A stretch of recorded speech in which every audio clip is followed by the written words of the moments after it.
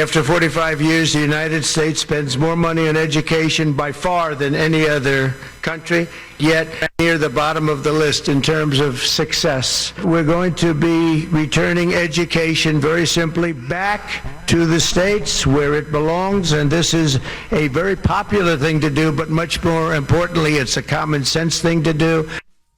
I don't know. I don't know anything about this, but do the states have money to fund their own educational systems? I mean, I know some states do, like a California, but what about I don't know, Arkansas? Some of the rural areas, some of the more rural areas, right? You're raising a very good point. It's not going to be an equal type of situation if you return it back to the states. The education system does need federal funding, federal backing, and federal support. Meanwhile, Press Secretary Caroline Leavitt also spoke on the matter ahead of the president signing that executive order, saying declining test scores and reading, writing, math, and low proficiency levels at every grade level across every state are the reason why the department should be eliminated. She went on to say that the teachers' unions have not been standing up for America's students. Now, she's not wrong in the fact that, the scores have been low and in regards to that. And also, across the board, COVID impacted us all, right? Mm-hmm. So Trump's executive order directs Education Secretary Linda McMahon to take all necessary steps to facilitate the closure of the department. Now, Education Secretary Linda McMahon will have to get congressional approval to officially abolish the department. And the Education Department was first established under President Carter in 1979.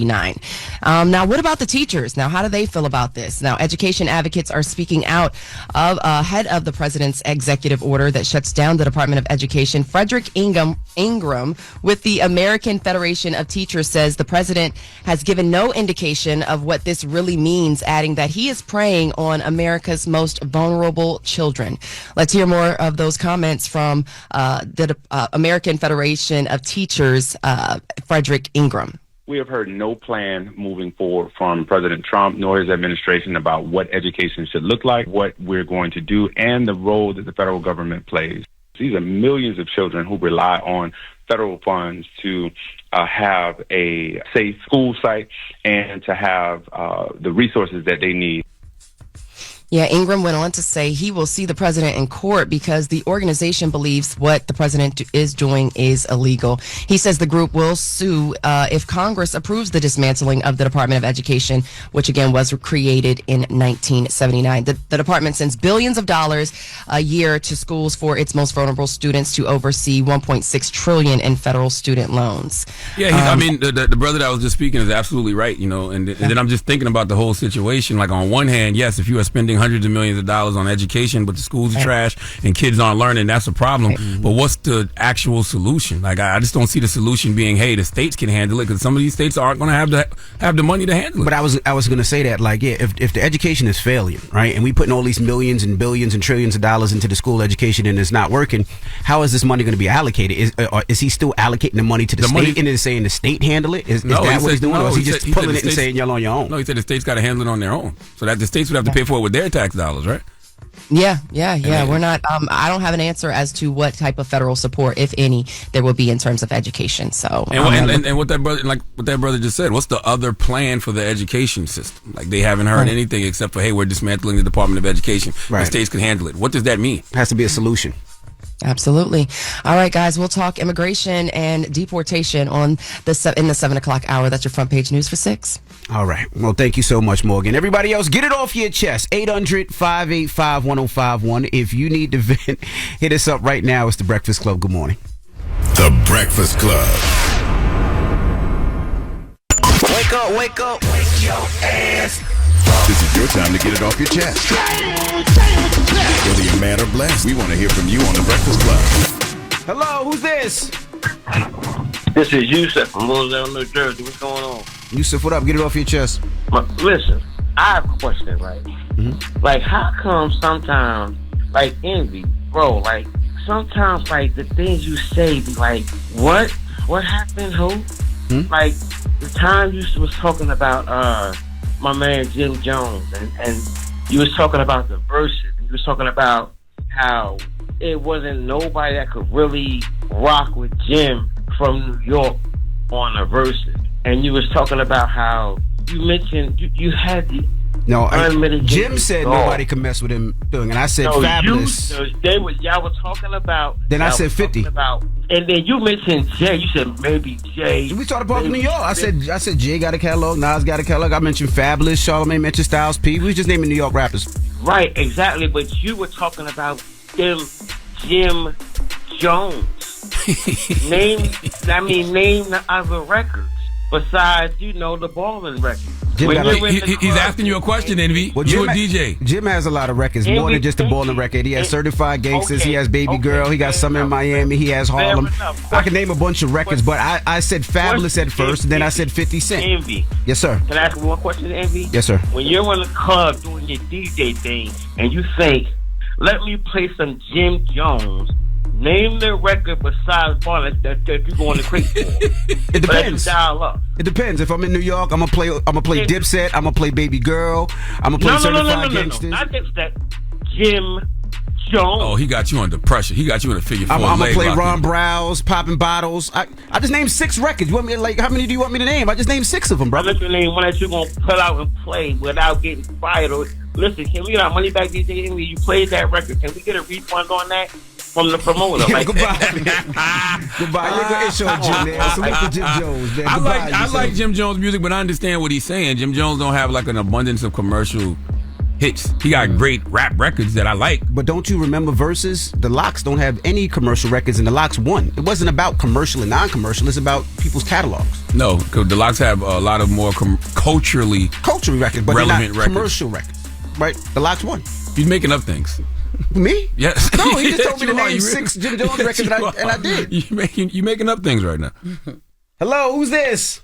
Hey, what's up, y'all? Good morning. It's Tamika from Cali. Now, Tamika, it says Tamika's on the line, our local stud. Yes. I called up before when I had to give Charlotte some educational stuff. I remember Tamika.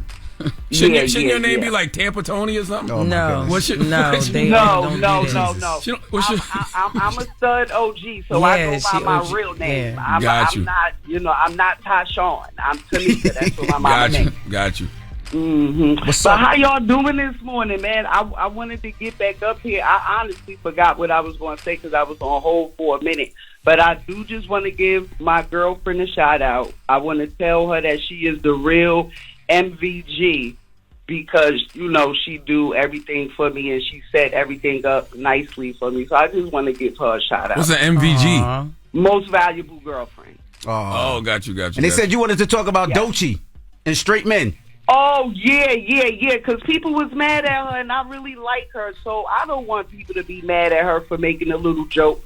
Like, there's a lot of guys out here be fronting like they straight, and then when you find out they really like they booty played with, she was upset. So it's like, that's a red flag. You up here talking about you straight, and you really not, so... Yes, ma'am. Thank you. And I really like her. She cool. She really seemed like she cool. So I don't want people to just throw her to the wayside. All right, Tamika. Thank you. Enjoy your weekend. Y'all too. Have a good one. All right, go charge that vibrator. Oh my God. Never. What you mean never?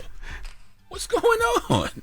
Get it off your chest. 800-585-1051. If you need to vent, hit us up now. It's The Breakfast Club. Good morning.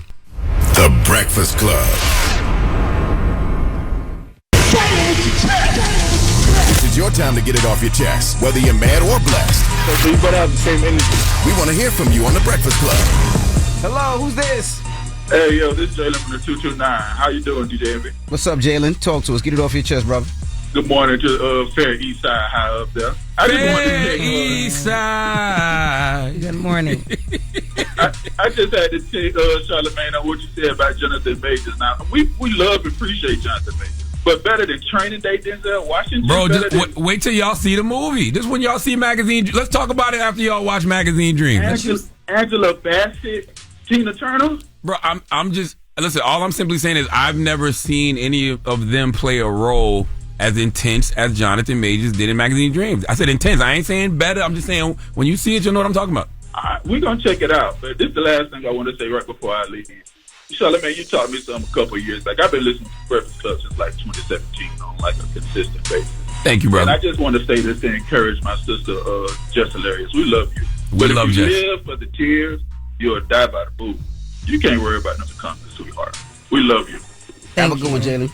But Jess got her own feelings too, and her feelings are valid. And we love Jess. Hello, who's this?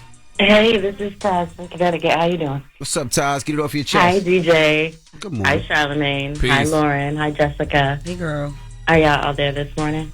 Yes. And Whenever feeling y'all better? say Jessica, I feel like, y'all about to either say something crazy. People like to call you by your full No, name. I'm Jessica. sorry. Oh, Jess with the mess. I'm sorry. No, I called because I was just thinking about y'all and everything that's going on and hoping that it sounds like everything is better, and that's good. But in my personal area, I was just feeling like I wanted to put out some positive energy because we are, and this is more about me than y'all, but just make some decisions in life that you know are going to be for your benefit, not for others, and because you don't want to live a life that was given to you versus a life that you chose. And it's just very heavy on my mind this morning, and I decided to pick up the phone and reach out and say that and just be loving and caring to others as well as yourself, because every choice and decision you make is going to be part of your future, so make good ones. That's all. Thank you very much. Have a blessed weekend. Have a blessed day. You too. Take care, y'all. Bye. All right, Taz. Thank you. Get it off your chest. 800-585-1051. If you need to vent, you can hit us up. All right, we got the latest with Loren coming up. Yeah, we do. So rapper Yella Beezy, he was just arrested on capital murder charges for the death of Texas rapper Mo3. We gonna get into all the details. All right, we'll get to that next. It's The Breakfast Club. Good morning. The Breakfast Club. Morning, everybody. It's DJ NV, Jess Hilarious, Charlamagne the Guy. We are The Breakfast Club. Let's get to the latest with Loren. Loren becoming a straight fact. She gets them from somebody that knows somebody. She gets the details. I'm the homegirl that knows a little bit about everything. She be having the latest on you. The latest with Lauren LaRosa. Sometimes she have facts, sometimes she have details, sometimes she have a little bit of everything. Well, it's the latest. On The Breakfast Club. Talk to me. Alrighty, y'all. So currently, rapper Yella Beezy is in police custody. He was arrested on capital murder charges over the death of Mo3. So, damn. Right. I thought this was fake when I saw this yesterday until I received the documents, the arresting and charging documents. So, Mo3 was killed on an interstate. Yeah. He was shot. And during that time, people were trying to piece together what happened. So, police are basically saying that Yella Beezy, according to these court documents, is accused of intentionally and knowingly causing the death of Mo3 on November 11th back in 2020. Now, the charging documents say that Yella Beezy allegedly employed a man named Kewan White to murder Mo3 on the Texas interstate by use of a firearm. Now, at this time, that is pretty much all of the information that is out there. I reached out to management for Yella Beezy to try and figure out like what's happening, any additional information that we could get, but that is kind of like all we know to be fact because of the documents that are out there right now. And Yella Beezy, he's a Dallas rapper. Right? Yes. The people that don't know. Yes, for anyone who doesn't know. But yeah, when I saw that, I'm like, woo. I don't know what's true and what's not true, but I really wish people learned better conflict resolution skills. Because if that story is true, I guarantee it's not worth it for either party. Because somebody's deceased and now somebody's going to prison. Yeah. You don't want you not be. It's hard to be the charge like that. Yeah, and police have been doing it. Police have been locking everybody up with any type of case. It seems like the last 30 days, like crazy. As they should. That's absolutely. Yeah, I saw reports of when they talked about the guy, and again, this is nothing confirmed, but these are just reports. But I saw reports that there were phone conversations between, allegedly phone conversation between Yella Beezy and the person that they're saying that was hired or was the person that actually fired the gun that killed Mo3. So. And Mo3 was killed when last year? Or 2020. Yeah, it was a big case, or it was a big thing when it happened. It's someone dying, but also the way that it happened, like they like walked him down on the interstate. He was like, I think at one point they were like following him, they were trying to get away on the highway, and then they caught up with him on the interstate and shot up the car. So yeah, rest in peace to that brother, man. Yes. Now in other news, we've been talking a lot about Kanye West and his actions in here. Well, MVU asked, where are his friends and where are the consequences? Well, there are reports right now, and Page 6 is reporting exclusively that Jay-Z and Beyonce are discussing taking legal action against Kanye West following that vulgar and offensive attack on their kids. Now, according to the source that Page 6 has, Jay-Z and Beyonce found it shocking that Kanye West attacked their two youngest children, and they call the attack disgusting, as a lot of other outlets have.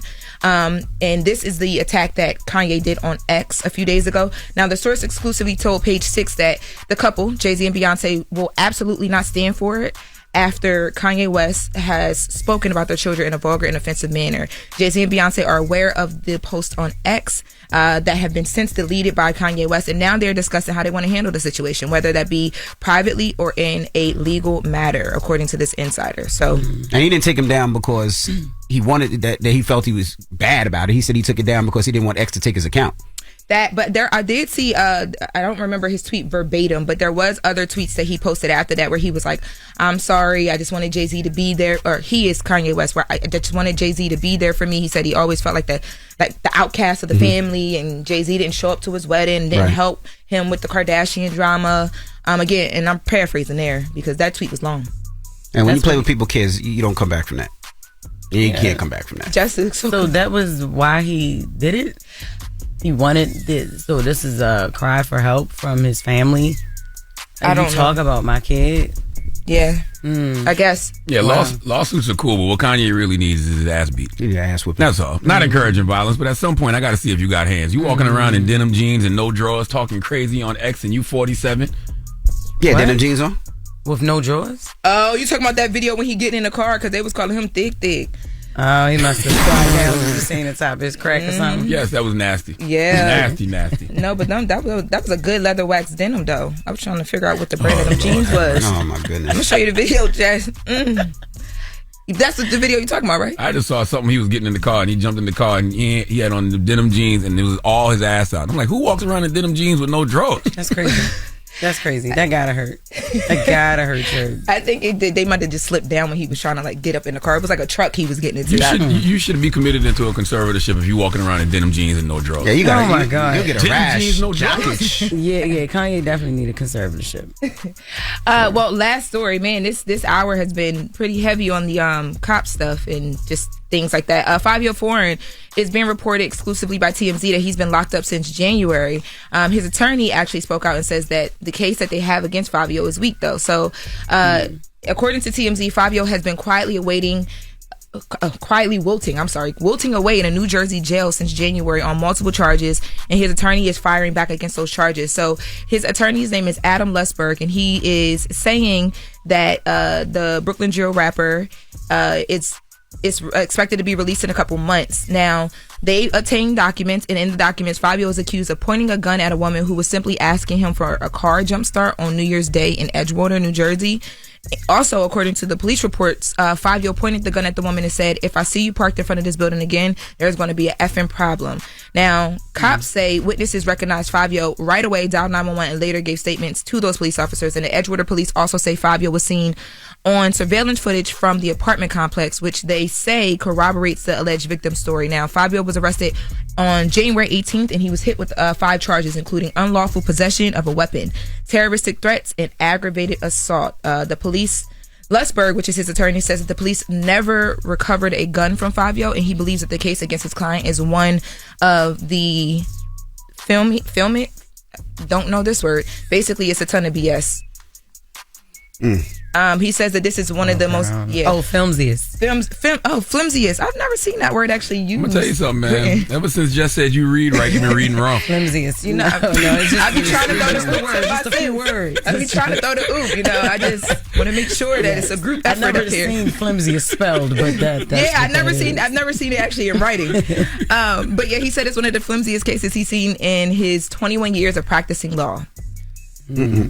When was that live? Remember when Fabio and Lil TJ did that live? That seemed like that was recent, though, wasn't it? I don't remember that one, but I was confused because I remember he did there was an interview that released with him and Justin LaBoy, and I thought that was recent as well too. But I got to check the date on that. But also he could have filmed it and then released it after as well. But the attorney's speaking on it, so the dates can't be too off. All right, well, that's the latest with Loren. Thank you, Loren. Thank you. All right, when we come back, we got front page news, and then Jonathan Majors will be here, so don't go anywhere. It's The Breakfast Club. It's a Friday, damn it! Wake up. You're locked into The Breakfast Club. Morning, everybody. It's DJ NV, Jess Hilarious, Charlamagne the Guy. We are The Breakfast Club. Let's get back in some front page news. Again, I want to start off with some quick sports. Last night, Bronny He did pretty good last night. He dropped 17 points. He had 5 assists and 3 rebounds. He led the Lakers in scoring. They lost to the Milwaukee Bucks, 118-89. But we also can't do that to Bronny though. Salute to Bronny. We glad he dropped 17 points, but 17 points is regular. That is not regular in the NBA. Everybody don't drop no damn 17 points. Is that more than he's ever done? Yes, that is his career high. But we wouldn't be highlighting that if it wasn't Bronny. High? Yes. Oh. We wouldn't be highlighting that if it wasn't Bronny James. Somebody else scored 17 points in the NBA last night. You don't give a damn. Nah, but the fact is, but he led the Lakers. We're in rooting scoring. for him because he's LeBron's son. But not only thing, they tore this man down, said he was trash and he shouldn't be in the league. But the fact that he's scoring 17 points is showing that he's improving. That was a good game. He had a good game. That's all I want to say. Salute to that brother having a good game. Okay. What's up, Morgan? What's up, Envy, Charlamagne, Jess, Loren, Hey Ho crew, and the listeners too. Let's get into it. So yesterday, Florida Governor Ron DeSantis, he held an immigration roundtable with border czar Tom Homan, who says in 4 months, there has been a 96% decline in border crossings. Now, Homan also said the Trump administration is not going to stop removing Venezuelan gang members despite interference from federal judges. Acting Secretary of Homeland Security Chad Wolf also says federal judges will not stop Trump's efforts to remove gang members. So let's take a listen to the comments from border czar Tom Homan and Acting Secretary of Homeland Security Chad Wolf. I'm happy. I'm not satisfied. We're not going to rest. I'm not going to sleep well at night until every public safety threat, illegal aliens eradicated from this country.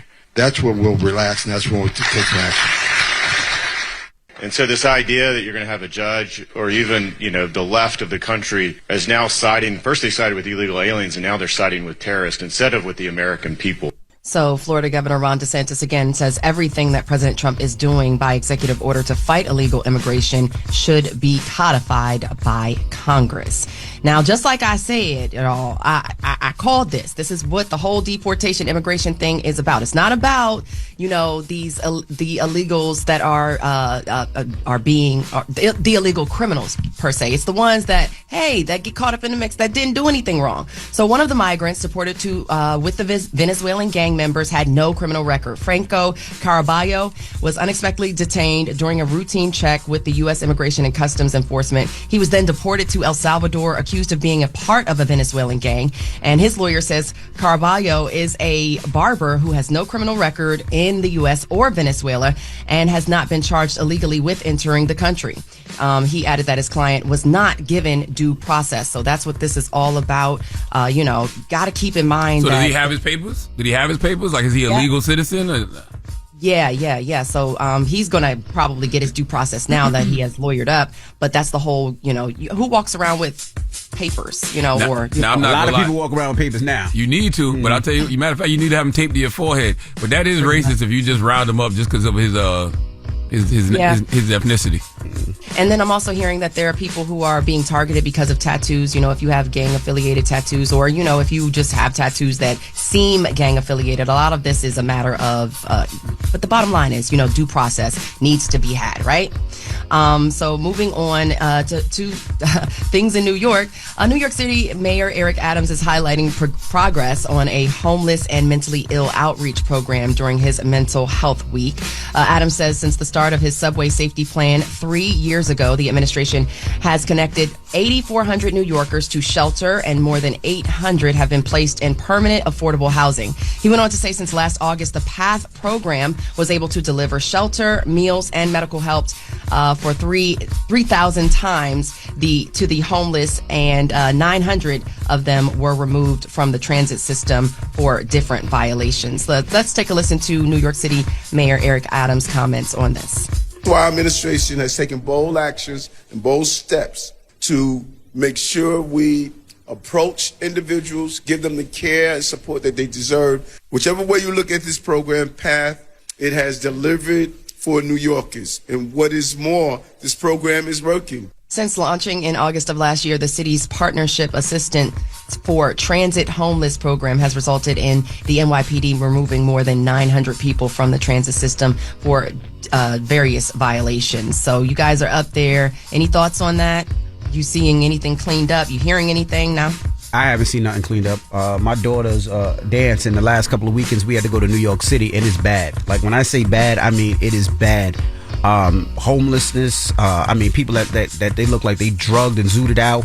It's very, very bad, to the point where I'm like, where are all these shelters? Where are all these mental houses that we had before that would house them and help these people?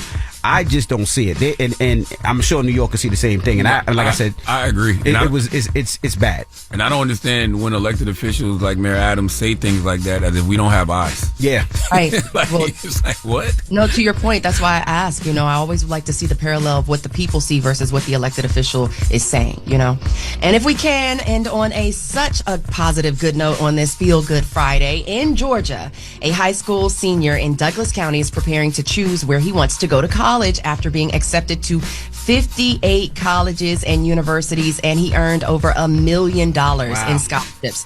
Mantavius Presley attends Douglas County High and has also received more than $1 million in scholarships. Some of the schools hoping to grab Presley include Morehouse College, Mercer University, Howard University, and the University of Alabama. Presley is very involved in his school and community and is the president of the school's Future Business Leaders of America and the National Honor Society chapters. There's no word on which college Presley has decided to attend, but if I may put my bid in, Mr. Presley, I'm going to advocate for HBCU. I'm just saying. All right, y'all. That's your front page news. I'm Morgan Wood. Y'all follow me on socials at Morgan Media, and for more news coverage, follow at Black Information Network. Download the free iHeartRadio app and visit us at BINnews.com. Happy Friday. Cheers to the weekend. Thank you, Morgan. Have a good weekend. Thank you. You too. Peace, Morgan. Now, when we come back, Jonathan Majors will be joining us. He stars in a new flick, Magazine Dreams, and we're going to talk to him next. It's The Breakfast Club. Good morning. The Breakfast Club. Morning, everybody. It's DJ NV, Jess Hilarious, Charlamagne the Guy. We are The Breakfast Club. Loren LaRosa is with us as well. We got a special guest in the building. Man, one of the most gifted actors of our generation, probably the most gifted. Mr. Jonathan Majors is here. How are you, brother? Good morning. Oh, family, I'm doing good. Yes. I'm doing a lot better now. Okay. Yeah, good to see you. You look good. Hey, man, thank you. And you just officially tied the knot. Yeah. How does it feel that you finally locked down your Coretta? Oh. How does I love it. Bring it come. It is beautiful. Yeah. It's the ending of a chapter and the beginning of a chapter. And I'm at a place where we got married on the 18th. That was a couple days ago. Yes. A couple sleeps ago. And it happened when it happened because I felt worthy of her. Ooh. Hold on, black man. You gotta hold that one for us. Okay, I'll hold it. I felt worthy of her. Yeah. Expound on that. Yeah. She is an incredible woman, and I had to get to that level. Spiritually, socially, emotionally. I had to mature a lot, and she caught me at a time when I was in a bad way. And I was very upfront about that with her. And she said, "All right," got on the plane and came to New York City and sat with me on the couch and held me when it was all going down at the heaviest place. And the more I got to look at her, I was like, "Damn, I love this woman." And then when marriage became a thing, when it was like, "I'm gonna marry her," I said, "Wait, but marriage that ain't no joke." You know what I mean? And I had to really evaluate myself even deeper. If I was to wed this particular woman. And she just helped me grow so much, and I needed to be worthy of her. I needed to be worthy of her patience and her time, and that she wasn't wasting her time on me. So I couldn't waste my time on me. And so I had to get myself right. And then we did it. Yeah. And the journey continues, like the marriage is happiest day of my life. Yo, he is like smile like that. Yeah, I see the glow. Oh, God. Yeah. What type of work did you put in? Brother. To be the man that she was worthy of. Had to get my mind right. I just had a lot of that was just piled up that I never really dealt with, and those things hindered me socially, emotionally, spiritually. Even the relationship with my God, was not where it needed to be, and she being such a strong woman of God, that became clear that I needed to work on that. And so, y'all seen the movie and y'all know me, so I look at something like that and it's like, all right, Jay, what you gonna do? I'm an actor. I appreciate the word you said, man. I trained for 11 years nonstop for acting, summers, whatever. I'm an athlete. I lifted, I ran, I did that. And every time I did that, I had a team of people around me to make me worthy of those jobs and that occupation. And I didn't do that for me, I didn't do that for myself. And so the process of becoming worthy, for her, I thought, well, apply the same thing. I had 8 different acting coaches, 8 different, went to 2 different schools. Did this, do the same thing for yourself, brother. So I did. The court helped me out with one of them. Yeah. And I actually love those guys. You know what I mean? I love that situation. I've alreys talking to my therapist. I'm a stick with it. And do the peer counseling. When all this is, I got. Oh man, I'm on my last one. Oh, your last session, or like? Last one, I think. Nice. Yeah, we're getting close to the end. But yeah, I'm gonna stick with it because I'm seeing other people come in, and that's beautiful. So I'm gonna stick with that. My pastor, Darius Daniels at Chains Church, incredible man. Mentor, friend, life coach. My other personal therapist, the men's group I started, the business I started. All these people that can just go, hey Jay, they go from pulling my coattail to being like, oh, that's different. You know what I mean? And so just keeping those folks around me to help keep me upright and mirror back to me what it is I'm doing, and I feel I'm smiling because I'm in such a great place. Yeah. You know what I mean? I just never been so happy. It's hard to say, but I had facsimiles of happiness growing up, but never happy. Brief moments here and there. Yeah, you know what I mean? Saying, oh, you got a job, wicked. Oh, you doing this, wicked. Oh, you doing this, wicked. But there's a part of me, all that hurt, all that trauma, all those things I needed to work out, that wouldn't allow that. Now we're getting those out of the system, and a lot of them have been identified. If you can't see it, you can't change it. Some was thrown in my face, and some I went and found, because I felt confident and I felt supported to do that. That's the process. Happy for you, brother. Thank you, brother. Did you ever feel like through any of that, like you were scared or nervous that like Megan would be like, yo, this is too much for me? All the time. Did you? Yeah. What was that like for you? Yeah, all the time.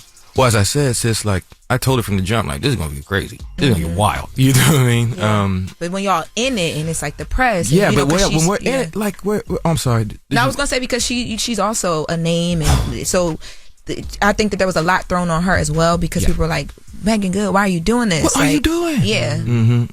Yeah, I had a lot of that. I had a lot of. You sure? I had a lot of. I mean, we're in a relationship now. We're in a marriage. I'll keep it straight. We have moments of like, hey, babe, it's cool. You know what I mean? I love you more than I can imagine, but the ship's going down. You better. I'm Jack. You know what I mean? You let go of me and you go get it. That was a big thing. And she took so many hits. Because of it. She took. I don't think she mind me saying like they weren't announcing it, but like she lost endorsements. Wow. We got uninvited to stuff. She got uninvited to stuff because she had shown just how down she was, and they knew if Megan's coming, Jay's coming. I'm coming. Yeah, she took an incredible hit.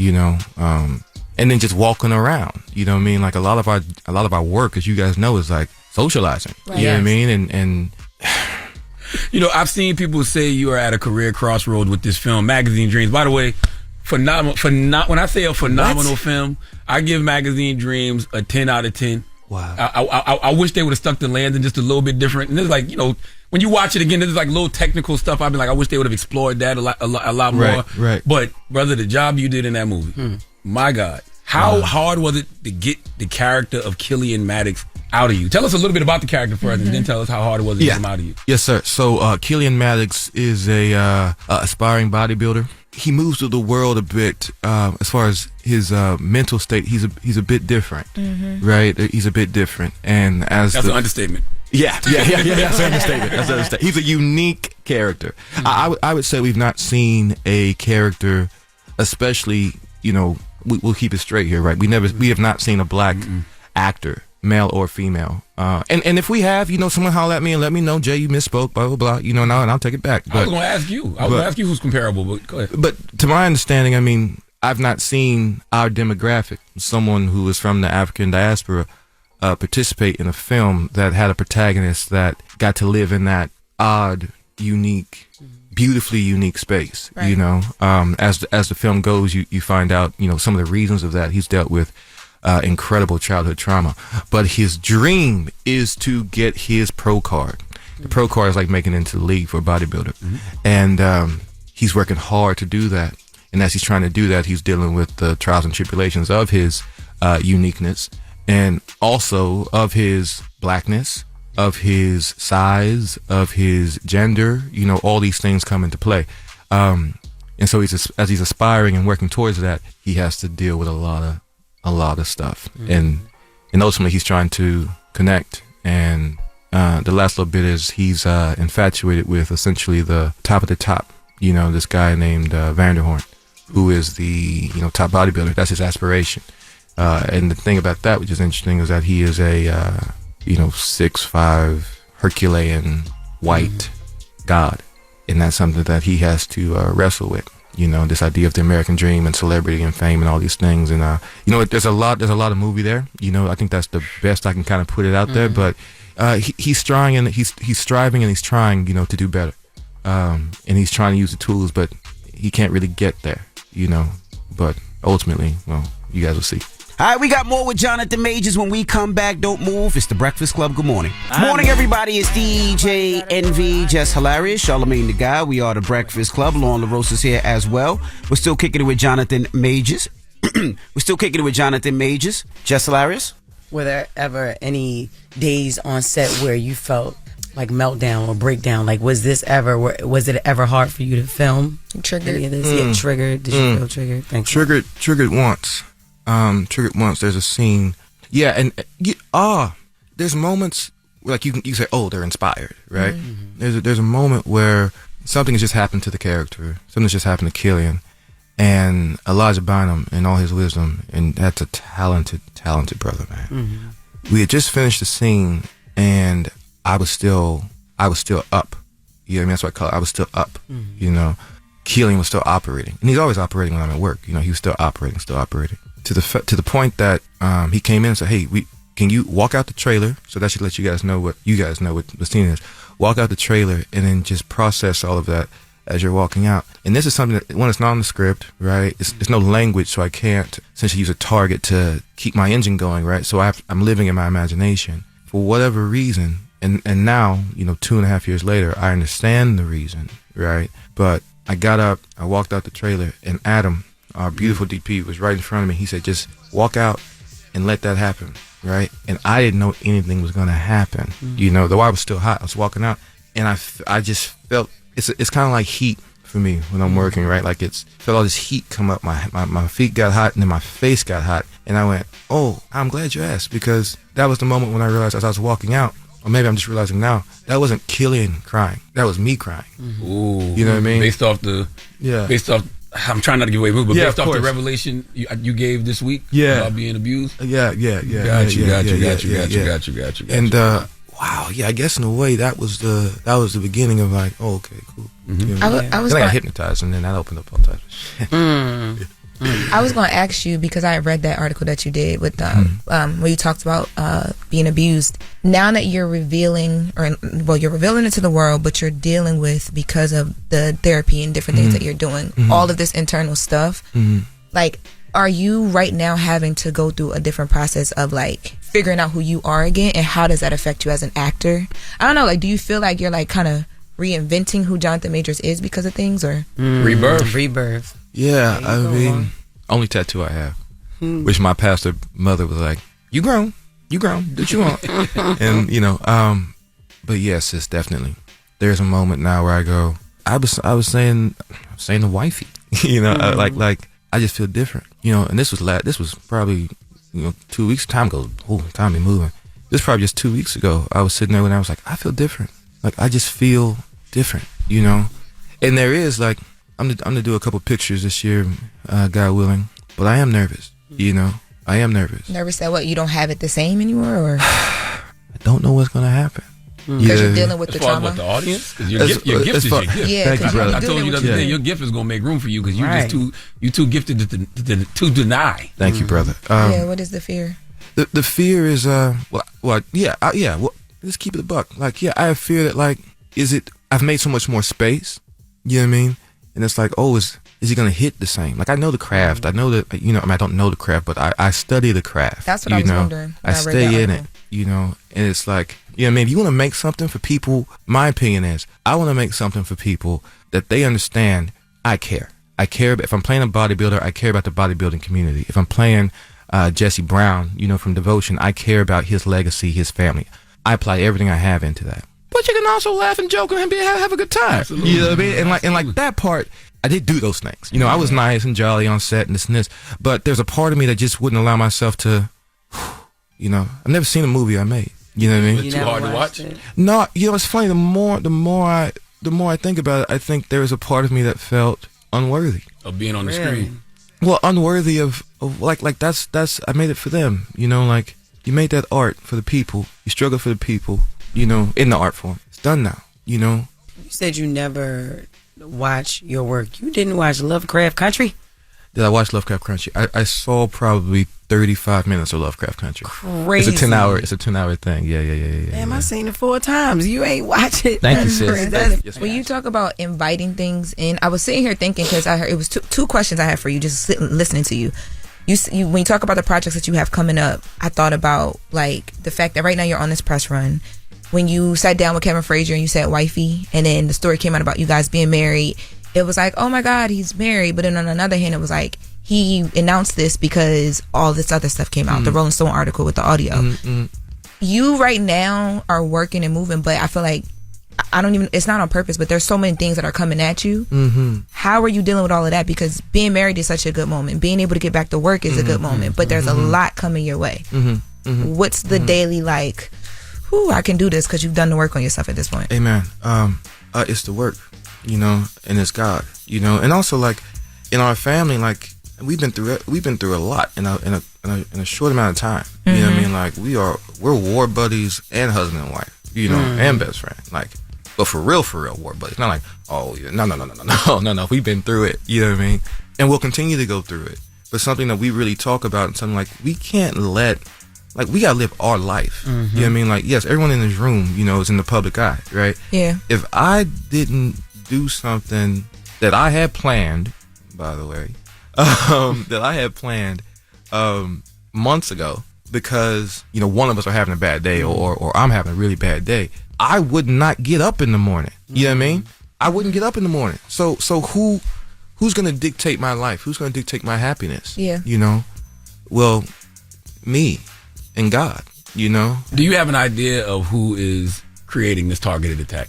Because let's be clear, I think it's a targeted attack. I mean, when I look at, you got a charge with misdemeanor assault and harassment. We see you on video running away from this woman. Violation. There's the optics of the big black man, white blonde haired woman. And it's like every time you're about to do something, right? Like the Hollywood Reporter article comes out, you start hearing this good news about Magazine Dreams, then all of a sudden this audio leaks. And the audio was from 2022. Like, come on, man. Yeah. Like, come on. You got to know that there's somebody targeting you. Because everybody deserves redemption. There's people out here screaming for other folks to get redemption that have done way worse. I've been accused of way worse. And have been granted it. Yes. Yeah. I mean, listen, let the streets talk. Let the streets talk. It's very, again, I got a whole wife to deal with. Right. I got a bunch of dogs. I got a 12-year-old daughter I got to get to and spend some time with, and show her more stuff. You know what I mean? Like, but you could be getting granted a lot more grace. I even think about like Marvel. Marvel, they had controversies with guys like Jeremy Renner, who plays Hawkeye. The guy who played Namor had some things, but they were so quick to part ways with you. Robert Downey Jr. was allotted grace. Like, yeah. I mean, you play the hand you dealt, and it's not over till it's over. You know what I mean? Like, it's not over till it's over. There's one thing I know. I love my wife. I love my daughter. I love my family. I love this art form, and I trust in God. And I know for a fact what's in me right now. I mean, I'm on fire inside. I'm on fire. The next time I hit a set, I can't wait to tell that story, to spend time with the crew, to promote that film, to get out to the people, to come see you guys again. And I have no doubt in my mind, that it's going to happen. I don't know when, though we have things in the works, but. Were those rumors about Marvel bringing King back true? Man, here's the thing about Marvel, right? You don't know until you know. You know what I mean? You don't know until you know. I will say this, though. Of all the characters I played, right, King carries a certain novelty and a certain challenge for an actor that I would love to play it again, And so when I hear people talk about it, as long as the streets are talking, as long as the fans are talking, there's hope, How was the letter that you wrote to Marvel, to Kevin? What was his last name? Kevin Feige. Yeah, Kevin Feige. How was that letter received? I don't know how it was received, but I, I've got his info. I know it's him.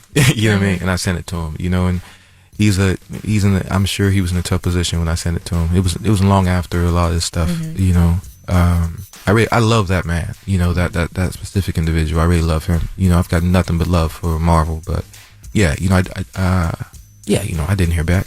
All right, we got more with Jonathan Majors when we come back. It's the Breakfast Club. Good morning. Morning, everybody. It's DJ NV, Jess Hilarious, Charlamagne the Guy. We are the Breakfast Club. We're still kicking it with Jonathan Majors. Charlamagne? I remember, and Loren, you probably know, but I remember there was an article that came out, and it was just a bunch of different people, you know, saying you were emotionally abusive to them, and, you know, verbally abusive, and, you know, they worked with you before, and it wasn't a pleasant experience. When that came out, did you ever look at any of that stuff and say, okay, some of that might be justified? I might have been in an ass situation. That article, you know, they were talking about from college days, so you're not the same man. Is what I'm yeah. Well, everybody's entitled to their opinion. Mm-hmm. As far as I'm just gonna say some facts. And I went to North Carolina School of the Arts, and I also went to Yale. I was at Yale. I was on a full scholarship. I was also on a Lloyd Richards scholarship.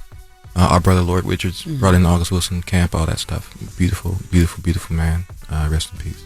I was a recipient of that. When that information happened, that's when I went, that was hard. Because I go, this is Yale University. Mm-hmm. Where's the write-up? If all of this is true, where's the write-up? From my administration, from my dean, where is it? That was the only thing in which I got involved, because it was supposed to be family, right? I got involved and went, show me the paperwork. Not my lawyer, I hit my dean and said, show me. Said, no, there's nothing there. I still have the email. You know what I mean? Do I still wear my Yale cap? Yeah, because I went, and I understand. I don't agree with it, but I understand. You know, and all off record. What went through your mind when Michael Ealy had picked up Megan? I want to see you answer that one. I want to see. When did this happen? Is this in the movie? Or is this in the street? She's talking about real life when y'all was on the red carpet. Remember, and Michael, he came up and said hello to Megan in the clip that they had online. He picked her up. The clip they had online, you were just standing there and people was like, yo, I know he was salty. But there was the part of y'all shaking hands before. Because he didn't speak to you too, but. Yeah. Oh, I remember this. I remember this. Yeah, I love that pretty man. Look at him. Pretty eyes, lifting up my wife. It's all good. No. That's my brother. I mean, what went through my mind? That's the appropriate way to hug somebody's wife. Well, I mean, we all want to they weren't married. They have a beautiful friendship. Yeah. They have all these things, you know, like, and respectfully, because like we have real life and then we have what everyone says about our real life, right? And as you all know, we have to navigate between those two things, right? Gotcha. If the things people say about our life actually make their way into our lives, then the people have to be mature enough to address it. And Brother Ealy, who I've seen many times, we did a workshop together at Dion's place. Michael Ealy was like, hey, bro, my bad. You know what I mean? And I was like, respect. Respect. You know what I mean? I was like, this man trained for Creed. One of them blows, Michael's done. But that's all love. It's all love. Yeah. I have a question about the movie. So in Magazine Dreams, your relationship with your father is insane because of the thing, him and your mom, and I don't want to give it away. It's all right. Yeah. So I'm with you. It's a rough relationship with your father, but in real life too, you talk about your dad leaving your life and, you know, some of the things you dealt with after that. I was basically asking because it's such a messed up situation that you're in, taking care of your papa. And then papa. And then in real life, you talk about your dad and him leaving you and your mom. Like I've heard you talk about that a couple times. Yeah. And then your mom came to see this movie. Yeah. And I know mom had to be like, you know, that there's some trauma probably with her too that came back in. It's all there. Yeah. I think every time you have to touch something, you kind of want to make it connect. You know what I mean? You want to make it connect. And my father, my biological father, my dad, you know, I don't want to hurt him, right? But I love him, you know, but we experienced something that could have been avoided had he not done what he done. You know what I mean? Done what he did. Yeah, come on, yeah. Thank you, brother. You know what I mean? So there's that, and so because what we're talking about is a shared trauma, right? Between what Killian understands and what happened to him in his world, and what I understand what happened to me in my world, and that the visceral abandonment, if that makes sense, is something that I can always connect to, and it's something that I've experienced, and something that Killian does experience, and so in that monologue. Right, where we're going through it, obviously the images of my father, you know, who, let me just be very clear, I love my dad, you know, I love him for the man he is, but it is what it is. You know what I mean? And it's up to him to fix that. You know what I mean? I understand that. You know, you make a mistake, it's up to you to fix it. You know, if something wrong with you, it's up to you to fix it. So, you know, standing by, Dad, standing by. Nah. You know what? I'll tell you something, man. If you actually, and I don't know if you have, but when you actually have conversations with your father, yep, and he tells you about his upbringing, yep, and his childhood, yep, and the things he went through, yep, I guarantee you'll end up giving them more grace. Yep. And I think sometimes we forget our parents had a life before they were our parents. And currently had lives while they were our parents. That's right. You know what I mean? So That's like, and we all know, like, bringing a child into, bro, thank you.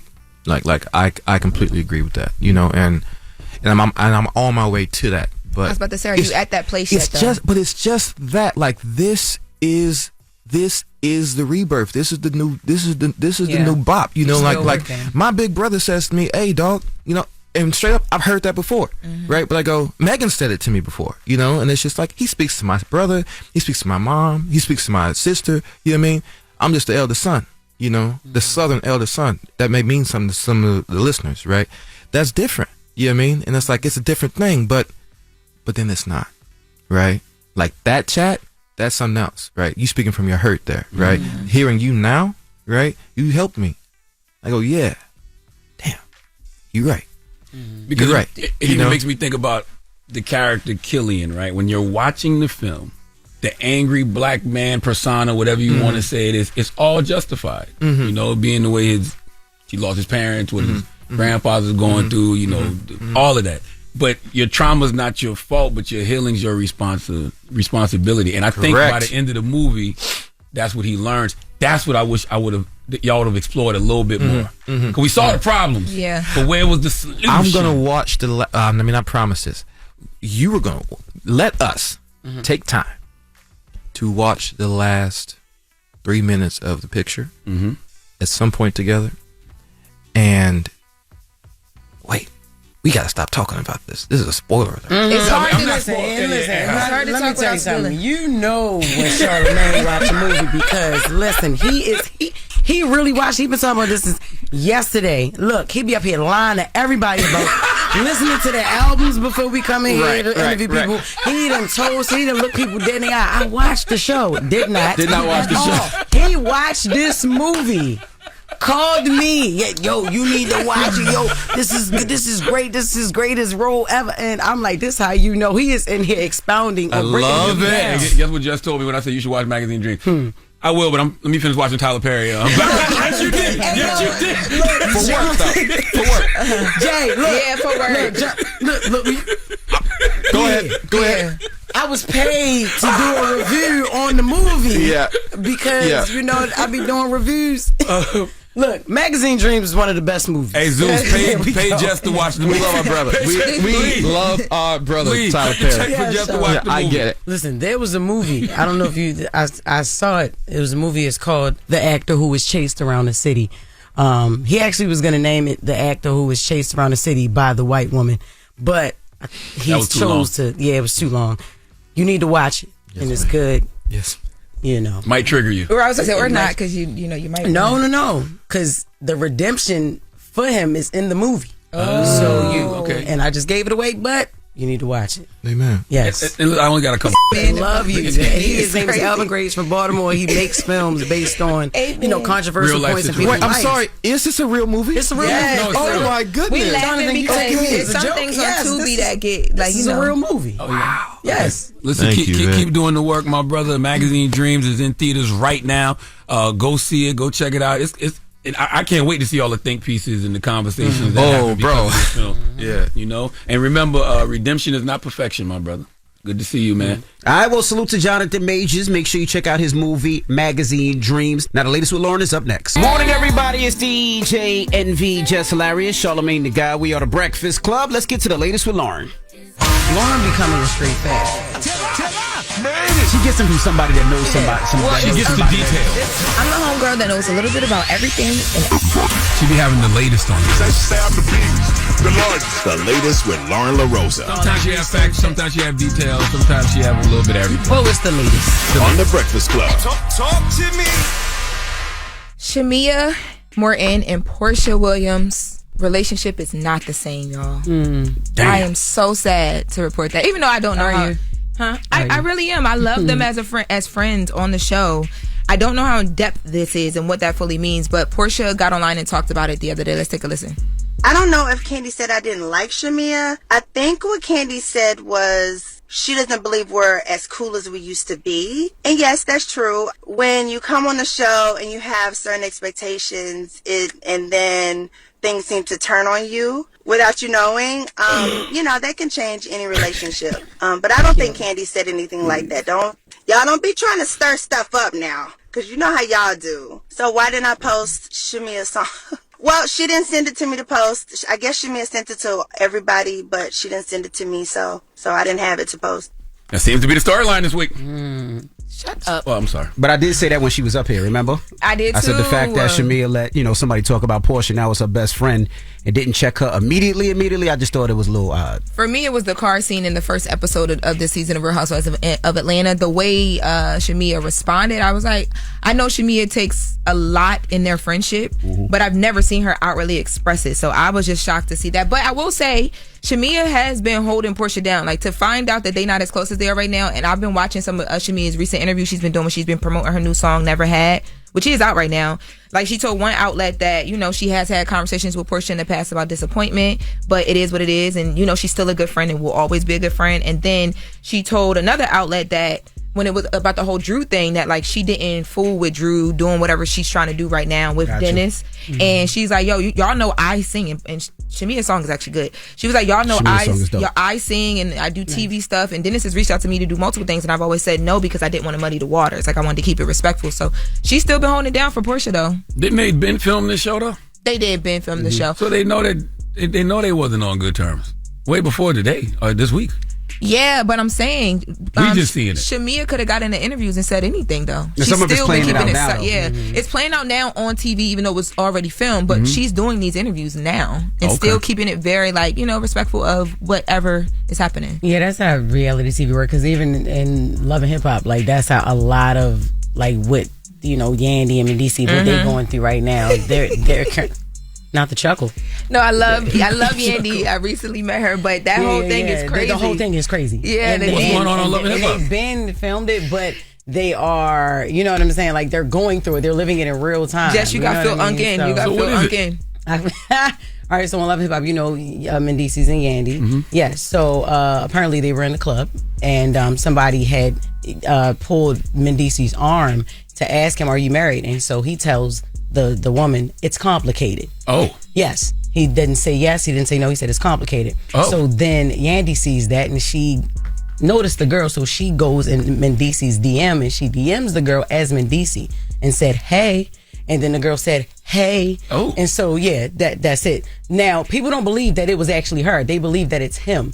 And that, she's just covering for her husband cheating. That's what's going on. And the son, Lil Mendici, even came out and said, "No, it wasn't my stepmom. It was me who did it." Yes. And then their daughter, the foster daughter, she just jumped on Instagram and she redid it. And she said, "No, it's me." I respect that. Yeah. Because black men don't cheat. Yeah. So it's everybody but Mendici. That's right. Is the thing. I respect that. Salute to that family. So that's what's going on. Lauren. Yes. All right. So that's all your stories? Yes, I'm done. Okay, look. So I know that you're single. Uh-huh. And I want that's not a joke. That's not a joke. I know that you're single. But people don't know what you want. That's the thing. Okay. So what I'm doing is I have two potentials. For people to know what you want, you have to let us know. Okay. So look, I'm gonna give you two options. You're gonna pick. Okay. All right? So 34-year-old man, no kids, master chef with a show on Food Network, intentional lover, very romantic. Okay. He's resourceful and supportive, but he's insecure. He got trust issues and he's manipulative. Oh. That's number one. 2, 40-year-old, 2 teenage kids from a previous marriage. So he's been married before, divorced. Okay. All right. CEO of an established tech company, emotionally intelligent. His love languages are acts of service and physical touch, but he don't believe in God. And his best friend is his mother. I like this. Just said, I know how to get her out of here. I'm going to find her a man. You know what? Shut up. You trying to get me pregnant, Jess? No, I'm not trying to get you pregnant. Get her ass on maternity leave. So I can fill in. Hey, yo. Come on. Yo. For real, which one? Because I know that you do believe in God. I do. You are a Christian. And I'm taking these men serious. Like, I'm not just like playing with their feelings. Mm-hmm. I wish I had balloons so you can pop. But we need to know what you want. People call up all the time. I tell Loren I'm looking for. But are they good enough? It's so hard because the God thing is really big for me. But also the insecurity thing is like, I'm going to be miserable. And he's manipulative too, the 34-year-old. Yeah, we going to be in there tit for tat. All right, so we can revisit and back in the I feel like round. I need the answer now. Okay, you should. I think... Because the fact that you can't lets people know that you don't even know what you want. No, I know what I want. Okay. I think I'm just weighing options. It's the lesser evils. It's like... Don't believe in God and he best friends with his mother. And you got to think about that. Yeah. Being best friends with your mother, it can be great. But I will say... But it can be scary at the same time when you got a woman. It can, but if it's manageable, I like men who have great relationships with their mothers. It's just a little bit different. They're not trying to find something. The God thing... How deep is his disbelief or non-belief in God? He don't go to church. He don't believe in God at all. He doesn't even believe in higher being. He believes that we're energies and we're just colliding. I would probably take the second guy. Second guy that don't believe in God and that's best friends with his mom. Only because I feel like I would need to explore the friendship with the mom, and maybe it's just maybe it's healthy. Maybe it's he was raised well. And the God, the spiritual thing, I walk with God, and I think that my faith journey, I could bring him on in because we get married. We get married in the church outside of our for the Lord. Yeah, all the time. That's what my walk looks like. All right, cool. Now you know these men in real life? No, absolutely not. But I'm trying to figure out what you want. What is happening? Girl, I thought you had a little people are going to hear this. A little chef for me. People are going to hear this because they want to know what you want. So now the right men going to be calling up looking for you, and we going to going to get you a now man. All the atheists about to be in my DMs. Good luck, Loren. Thank you. You're going to need it. Donkey today. We give you a donkey. 4 after the hour, man. We need this freaky ass teacher, Brittany Fortenberry, to come to the front of the congregation. We'd like to have a word with her, please. All right, we'll get to that next, so don't go anywhere. It's the Breakfast Club. Good morning. Wake up. You're locked into the Breakfast Club. I was born a donkey. It's the donkey of the day.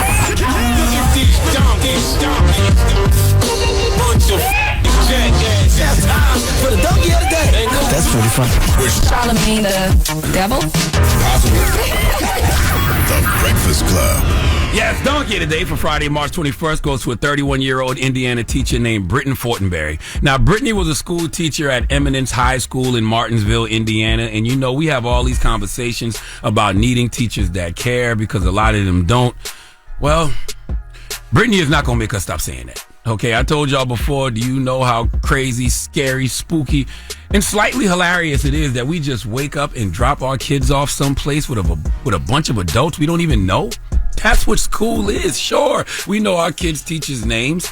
Well, the women do. Sure, we might have spoke to them a little bit, but we don't really know these people. We don't know these teachers. We have no idea what they be on outside of that school. And all we can do is pray that our kids don't run into a Brittany Fortenberry, because Brittany is what we call a predator whore.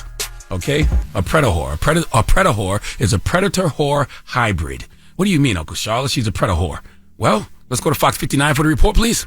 The latest victim came forward after Fortenberry's case got significant media attention at the end of February. At the time, the original victim, a high school student, told police Fortenberry had sexual relations with him and at least 5, maybe 10 other students. Dang. One of them came forward and in new charging documents filed this week, told investigators Fortenberry gave the boy shrooms that made him feel funny, saying she would wait about an hour before grabbing their arms and sexually touching herself with them. The 14-year-old victim went on to tell investigators that Brittany made him watch while she had sex with his friends and that she would pleasure herself using his school pictures. The boy also recounted a specific encounter at Fortenberry's home, where Fortenberry made them wear masks from the horror film Scream, and they proceeded to take turns having sex with her for the next 2 hours. Fortenberry was also facing charges after police say she sent sexual videos to students at Eminence High School. Her husband also charged with intimidation and failing to make a report. The mother of one victim told police Nicholas Fortenberry knew about things and threatened to slaughter the victim in front of her if he came forward and reported the abuse.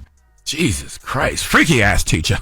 Brittany Fortenberry, a teacher, was buying these high school kids expensive gifts. You heard the news report. She was giving them shrooms and weed and vapes and liquor. On one occasion, she allegedly spent $600 on a group of teens and then forced them to have group sex with her.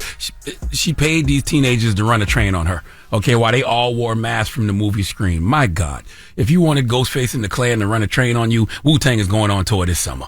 Okay, this woman is sick. And what I don't understand is she sounds like she would be a good time for a man or men of legal age. Listen, if you are a woman who wants to get gangbanged, who am I to judge? If you want a plethora of penises going in and out of you, do your thing, do your thing, do your thing. Wang, tang, bang-a-lang, okay? Have a phone party, damn it. Hot dog eating contest. Let me see how many glizzies you can gobble in an hour. If that's what you want to do. But why can't you find someone of legal age to participate in these acts? And you a teacher? And by the way, you wasting your time being a teacher. I respect people who can do more than one thing. But back in August, 2 students reported that you sent them inappropriate videos of sex toys. You had a stripper pole in your house. You had nude pics that you were sending them through IG. You really want to be a porn star, okay? You don't want to be no damn teacher, all right? You wasting your talents. Unless, of course, you're a sex education teacher. I bet any amount of money her sex education class would be incredible. Oh, God. What, Mac? What? Mac just walked in. What medium, Mac? All right, now hear me out. No. Wait a minute. No. It don't sound as bad as it makes it sound like. Max, no. Mac. That's the class where the students give the teacher a D or an A. Mac, bye. All right, bye. Oh, wow. Bye, Mac. I'm serious. Bye. And shout out to Mr. Lockwood, my Spanish teacher. I wanted to roll my R's on her. Like, please give Brittany Fortenberry the biggest hee-haw. That's crazy. He said Mr. too. He did say Mr. He said Mr., but then he said her. So I'm going to mind my business. Yeah. Even though Trump did sign the executive order, I'm going to respect it. You don't know what he identifies as. I'm going to respect it. Okay? You did say something that just made me think about it. What? I don't know none of my kids' teachers' names. Gia do, though. Yeah, that's why I said, yeah, that's why I said does. the women do. Gia do. I don't. I know the faces. I know the face. I say what's up. I barely know the faces. I always know the faces at open houses. You know what I'm saying? Like, I think about stuff like that all the time. Like, why don't I know these people? I should know the teachers' My names. wife know them. My wife talks facts. to them. I don't, that's why I said the women do. I know the face, but I don't know the name. Yeah. If something happened, I'd be like, what class is he in? I'd be like, show me a picture. All right.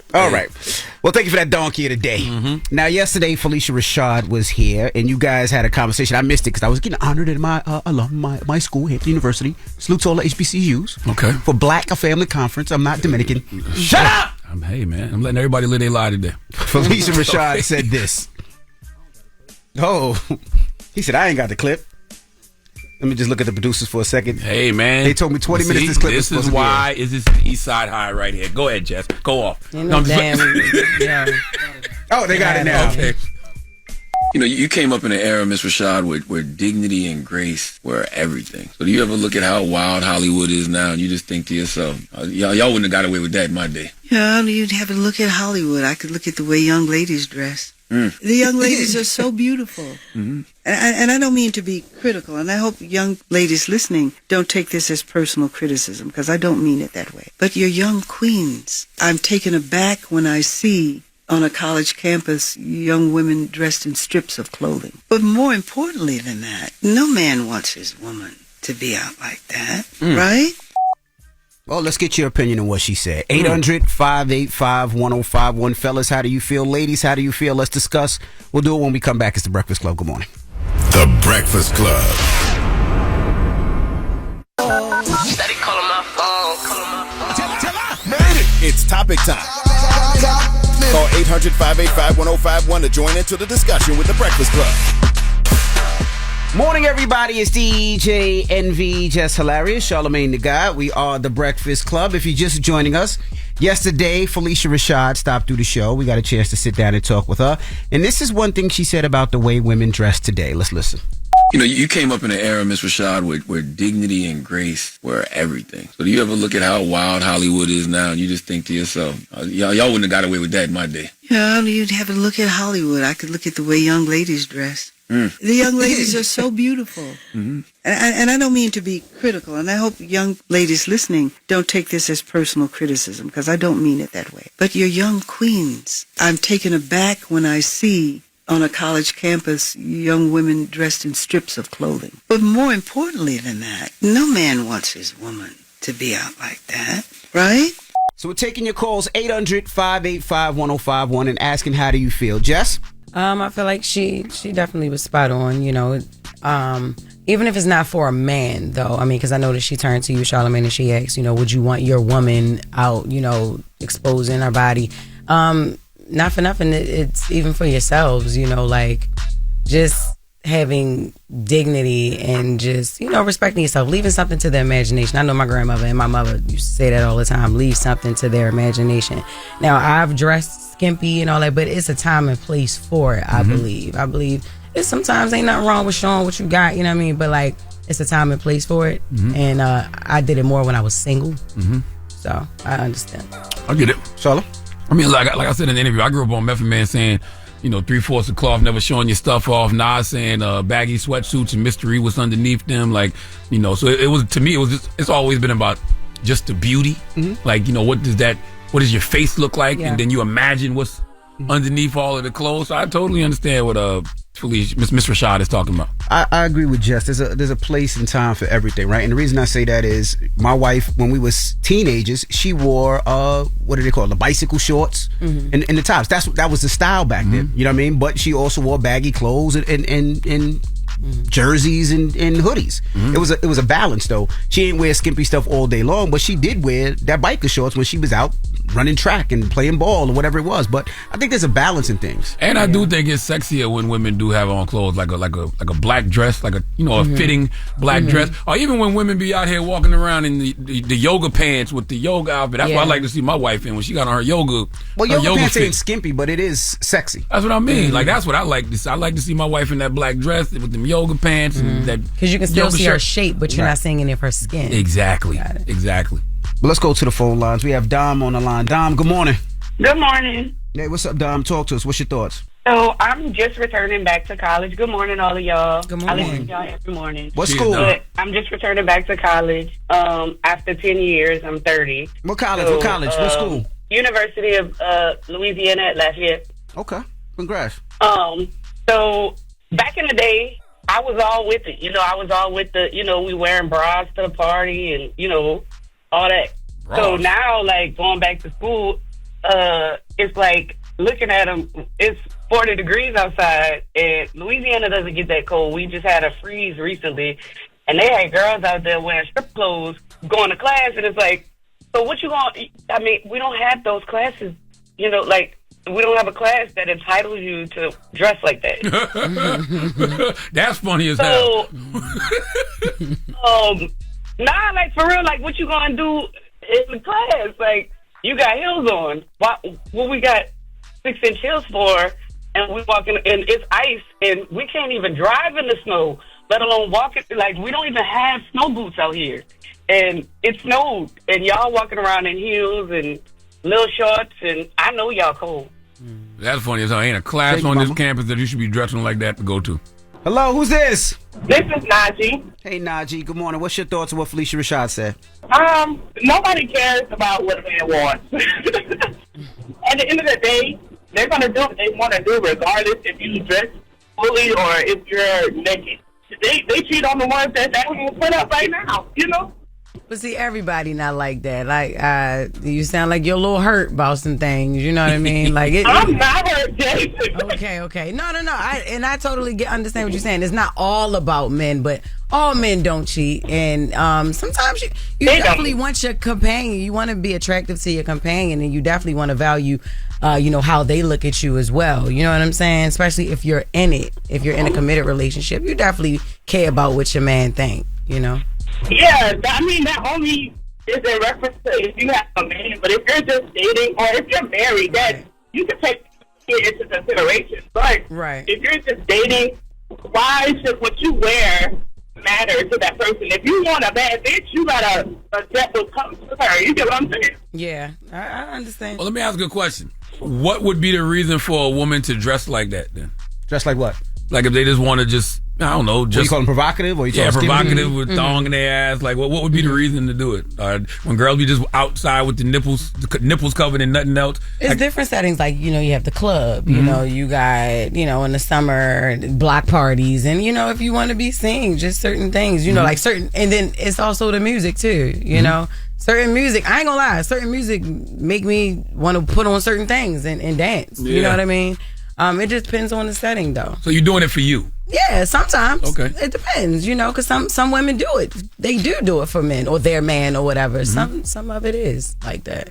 800-585-1051. Felicia Rashad was here yesterday, and this is what she said. You came up in an era, Miss Rashad, where dignity and grace were everything. So do you ever look at how wild Hollywood is now, and you just think to yourself, y'all wouldn't have got away with that in my day? Yeah, you'd have to look at Hollywood. I could look at the way young ladies dress. The young ladies are so beautiful. And I don't mean to be critical, and I hope young ladies listening don't take this as personal criticism, because I don't mean it that way. But you're young queens. I'm taken aback when I see on a college campus young women dressed in strips of clothing. But more importantly than that, no man wants his woman to be out like that, right? Do you agree? Let's discuss. It's the Breakfast Club. Good morning. Made it.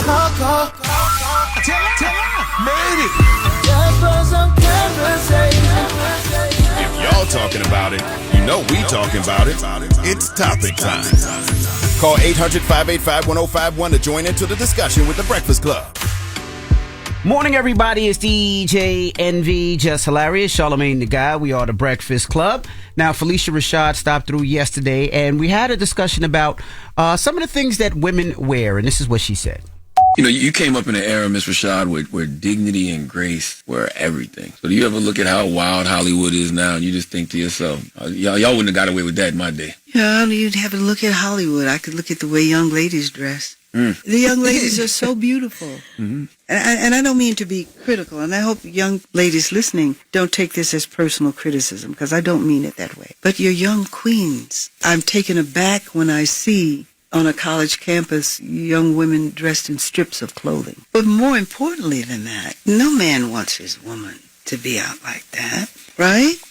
So we're asking 800-585-1051. What are your thoughts? Hello, who's this? Hi, this is Zola, calling from Charleston, South Carolina. What's up, Zola? What's your thoughts? 843. Okay, so I feel like it's not what you wear, it's how you wear it. And, of course, times have changed now, so I don't know. It's just different. This is not the 1940s and 60s no more, so... Jesus. What that got to do with anything? They had mini skirts and stuff back then. I guess I dress how I want to dress. That's just I don't know. But I think when you take a step back, right? Because, like you said, some women walk around and they have their nipples showing or they have their thong up their ass. And I guess a lot of men want to see that. They enjoy seeing it. But then I always take a step back. Like, if you got a daughter, would you want your daughter to wear that? Would you feel comfortable with your daughter walking out with her nipples out or her thong up her ass? Most men would say no. Son. What? Well, it depends on how old she is at the end of the day. Because if she's grown, she's grown. But see, I got 3 daughters, so I don't know. That might be something to think about. But I don't care how grown you are. My daughter ain't coming in the house showing her nipples and her thong, and neither is my son. But it's not even. You don't got to you don't got to show your nipples and your thongs to be sexy. So it's different things. I agree with that. That's the point. So do you agree with it or disagree with it? Do you think women should cover up a little bit? I disagree with it. Okay. I don't know. All right. It was even made like a big deal. I'm an open-minded person too, so I disagree with it. Okay. Because I dress sexy a lot. How much do you weigh? Oh boy. Oh no. Oh no, Charlamagne, we're not doing this morning. What? I just heard you say you had 3 kids. I'm just asking the question. So I weigh 174. How tall are you? 174, 5'5". Don't call me obese either. We're not doing that. 5'5", 175. 174. We're not doing that. Don't do that. I didn't do nothing. I'm just asking questions. I haven't said a and word. I had twins. Let's add that in there. And I had twins full term, so we're not doing that. Okay. All right. Charlamagne? I have nothing to say. Shout to the 843. You know what I'm saying? Usually you do things based off objects. Nope. Not doing that today? Nope. Not doing it today. Okay. Hello, 5'175". You figure it out. Hello? How you doing? What's up, Sig? Talk to us. What's your thoughts? I'm of 2 minds with this, right? People should be able to dress how they want to dress, right? But be smart about it, right? Know where you at and what you're doing. At HBCU, you don't got to dress in plastic clothes all day, every day, especially when it's cold outside. I see these women be talking about, "Oh, I'm cold. Ooh, I'm so cold," but they wearing nothing but a crop top and a skirt. That is a thing. I don't know. Like, people do not like this generation. There's a certain generation, especially the youngins. They don't like wearing jackets for some reason. When it's freezing outside, it don't make no sense. No, you're right. Well, thank you, brother. But the whole like not covering up thing, didn't somebody else just make that a bit? I think it was Sherry Shepherd. It was some red carpet, and she went on her show and she had followed up with the looks that were on the red carpet. And Megan had like pasties on her nipples, and then like it was just some big award show where most of the ladies had like pasty outfits or whatever, you know. And she was even kind of speaking to what Felicia Rashad was saying. And I agree to a certain extent. They weren't ass naked on the red carpet, but she was saying like it was a level of class that used to be required, and just unspoken. Women just covered themselves. They didn't let it all hang out, even on red carpet. Like you said earlier, it's a time and a place. Like, I think that, of course, the beach, we know that, right? But like Jess said earlier, the club. If you go into the club, there is club out there, club fits, right? Yeah.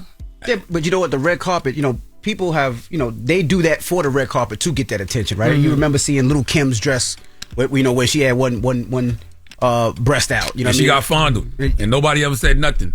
Lil' Kim got fondled on live television. Diana Ross. Oh, yep. And nobody said nothing. Wow, yeah. And she plucked her nipple. Plucked it. She gave it a little jiggle. Gave it a jiggle. Yes. Then we got Jennifer Lopez's outfit. People were talking about how quote unquote provocative that was. That was fly though. I thought. I mean, the Lil' Kim thing was fly for its time, but the J-Lo thing was because it was just a fitted suit. If I'm remembering that right. Nobody ever said no when Prince had his ass out. I think people did say something, didn't they? Didn't the comedians go in on? Yeah, what your daddy said. I'm not repeating what my daddy said on the radio. Okay, all right. But it was a '90s gay slur. I'll tell you that. Right. What's the moral of the story, y'all? I'm not sure. I just feel like it's a time and a place for everything. That's just the moral of the story. It's a time and a place for it. Oh, listen to your elders. Because you ain't like Felicia. Yeah. She's not wrong. It's just a conversation starter, but she's not wrong in what she's saying. And she even said she didn't want to offend any of the youngins. So. Yep. All right, well, we got past the aux. When we come back, Nyla will be joining us, so don't go anywhere. It's The Breakfast Club. Good morning. The Breakfast Club. Morning, everybody. It's DJ NV, Jess Hilarious, Charlamagne the Guy. We are The Breakfast Club. It's time for Past the aux. Go. Cause that's my DJ. Say go DJ. Cause that's my DJ. Yeah, DJ, come spin, now come spin. Nyla Symone. What's up, guys? Hey, girl. How are you? Good. Let's get into it. First, I'm going to start off with the slower record because Wale is about to drop an album, but he just dropped his first single off the project called Blanco. My God, Wale, it's about to get warm. Yes. Not right now, man. But I do like it, though. I mean, I get it. He's obviously dealing with some things. Yes. It's dope, but God damn. I miss Wale, though. It's been a long time since Wale came out. People about to be outside. Wale trying to keep people in the house. He always express his feelings, man. And I just saw him in the media. He was telling people to get his name right. Somebody, what you mean? Somebody pronounced his name wrong, and they had tweeted it. Somebody else famous was like, "Is it Whale or Wale?" And he was like, "Yo, stop playing with my name." Yeah, I agree. Stop playing with y'all his name. know my name is. Yeah, he's too well established. Nah, that's my guy though. Salute to Wale. Yes. All right. Next, Currency dropped a tape last Friday, and my favorite record on there is called Airport Industries, featuring Wiz Khalifa. It has like that blog era feel. Summer night vibe. Okay.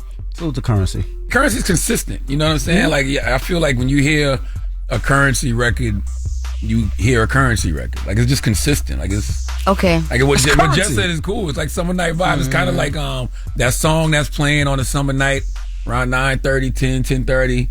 Y'all lit, but y'all not really lit. Right. You know Y'all what I'm smoking saying? listening to Currency. You smoke listening to Currency. You cruising. Summer night vibe. Yeah, I think with like the Alchemist and 2 Chainz, Alchemist, 2 Chainz, and Larry June project, I think this Currency project kind of is like the next follow up for me as far as things I'm listening to personally. But I did my first like all rap night where I just spun straight rap the entire night in Brooklyn at this spot called Dumbala, and a lot of artists came up and we played a lot of unreleased music. But one that really stood out to me that night was this LOX record by HD Bendo. He's from Brooklyn. Shout out Brooklyn. Who that? HD Bendo. Okay, that's nice. Yeah, okay. I like that. HD Bendo, you from Brooklyn? Yes. Okay. He got that energy and the beat is hard. Yes. It was cool. Agreed. Okay, last one. Sorry, it's all rap today, guys. But shout out to Leon Thomas and Chris Brown. I know they dropped the remix to Mutt. What? Nice. And then also Doja Cat and he's in the back. Doja Cat and Jack Harlow also dropped their record, but we'll get into that next week. I want to make sure I shout out Saba and No ID. They just dropped their joint album, and my favorite record on there so far is called West Side Bound featuring MF Vivid. Oh, they kind of cut it short, but what y'all think? West Side Bound, MF Vivid. I be tripping off the names, but who am I to talk when I grew up off Ghostface Killer and Project Pat? You know what I mean? Okay, wait, which name? MF? Because they don't be sounding like rappers. Be like West Side Bound. I'm like, all right. That's the name of the song. That's Saba No ID. Oh, okay. And MF Mello. MF Mello is his name? That's the feature on the project. But you confused. So whose record was that we just heard? That's Saba's record, produced by No ID. They have a joint album out. All right. I know No ID.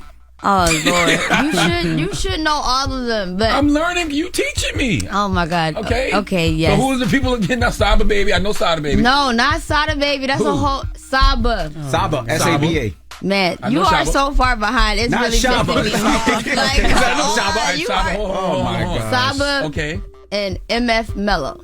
So those two are in a group called Pivot Gang. They're from Chicago. Got you. West side of Chicago. And I picked that record in particular because in that song, they're pretty much saying how they got their come up in their story and was able to tour and how he comes from a family full of musicians. But speaking of families. And it's your job as a DJ to teach. That's what DJs are. DJs are teachers. So you're introducing people to new music. So you're not just introducing me to new records, you're introducing the listeners too. This is true. Yes. This is true. You don't assume everybody knows because I'm telling you they don't. Right. Yes, because you over here saying "Stop, baby." I'm like, no. But speaking of families, Envy, I know the Casey crew was just honored by Hampton for the 43rd annual conference of Black Families. Thank you so much. Shout out to you, Envy, man. You know I'm a big family man. Suavemente. Oh my goodness. Suavemente. Why you play Suavemente? Can we get some type of inspiration? Respect the finesse. I respect the finesse. Oh my goodness. This Dominican man still gets Dominican Black awards. fathers are important. What? I know they are, but let's talk about this one. You're Dominican. I'm black. You got nominated for a DJ award at a Dominican award show. That did happen. And you convinced the HBCU to give you an award for being a black man. You got honored at a Dominican award show It was a long time. It was a couple years ago. But special. They did honor me, but I'm black. Because you know what he says that I'm Dominican so much. G-A-Y. That's crazy. Yo, the balloons say G-A-Y. That's crazy. No. I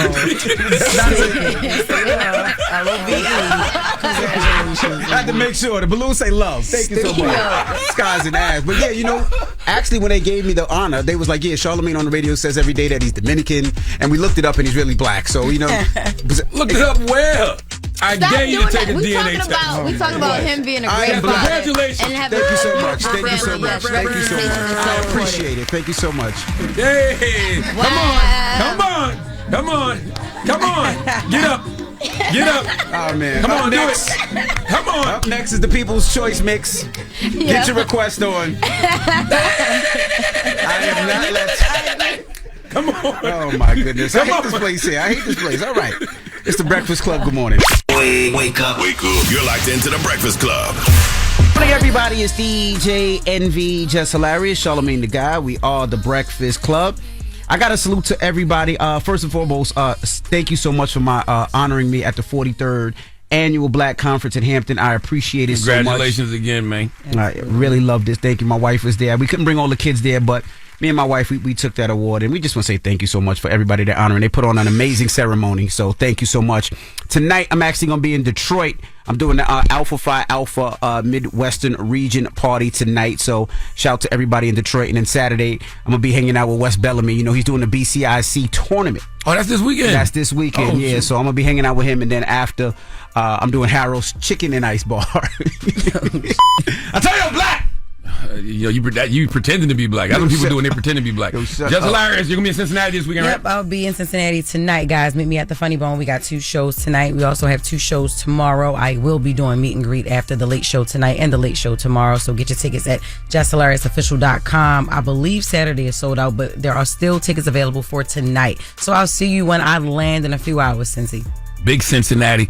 And I want to tell everybody, make sure you go get your tickets for the 3rd annual Black Effect Podcast Festival happening Saturday, April 26th in Atlanta, Georgia, okay? Sarah Jakes Roberts will be on that stage doing her Woman Evolved podcast live. Tank and Jay Valentine will be doing their R&B Money podcast live. So go get your tickets this weekend, blackeffect.com/podcast festival, and we'll see you Saturday, April 26th. All right. When we come back, we got the positive notice, the Breakfast Club. Good morning. Morning, everybody. It's DJ NV, Jess Hilarious, Charlamagne the Guy. We are the Breakfast Club. I got to remind you guys, too, my book comes out April 15th. My second book, The first one was a national bestseller, and I appreciate everybody for supporting. Go out and pre-order. It's real life, real family. We talking about raising our 6 kids. Our oldest is 23. Our youngest is 3. And we just talk about the trials, tribulations. Why? I always say, slow down. Why you talking so? Dominicans talk so fast. Slow down, bro. I always talk about that. There's no instruction manual when it comes when you have kids. When that child pops out, they don't give you an instruction manual, so you have to figure it out. So we've done it. We've done it 6 times, and we talk about everything, the good, the bad, and all in between. So if you haven't had a chance, pre-order the book. Again, it comes out April 15th. What's it called? Real Life, Real Dominicans? Real Life, Real Family. Real Life, Real Family. Real Life, Real Family. Okay. That's right. And we'll be heading on tour, too, so we'll be popping up in some cities. So hopefully we hit a city closest to you guys out there. You got a positive note? I do, man. The positive note is simple. Stop acting as if life is a rehearsal, okay? Live this day as if it were your last. The past is over and gone. The future is not guaranteed. Y'all have a great weekend. Breakfast Club, bitches! Y'all finished or y'all done?